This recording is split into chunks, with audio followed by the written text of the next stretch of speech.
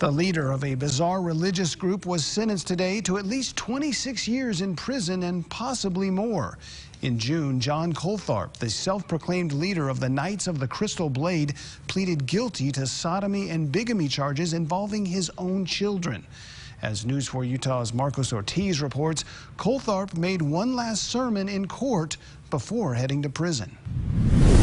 In court, John Coltharp didn't hold back on his religious beliefs, saying he has no regrets for marrying his own children because that's what God wanted him to do. Back in 2016, while I was still living a relatively normal life, I had a vision for the first time in my life. And that's when John Coltharp slowly became interested in the Brotherhood of the Crystal Blade.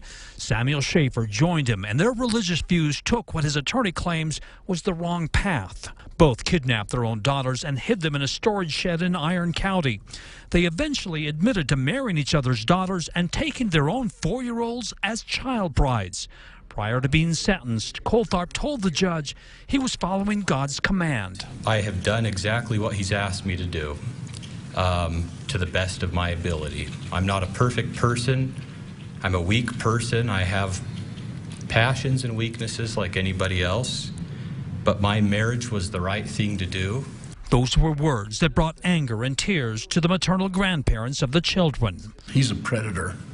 He preyed on my daughter when she was a teenager. He preyed upon children. He raped them. He twisted his boys' minds to believe they were worthless. He twisted the girls' minds to believe that their only value was in being a wife. And the children now hate him, according to the prosecutor, who was holding up a drawing by one of the children. It showed bees and wasps attacking both Coltharp and Schaefer.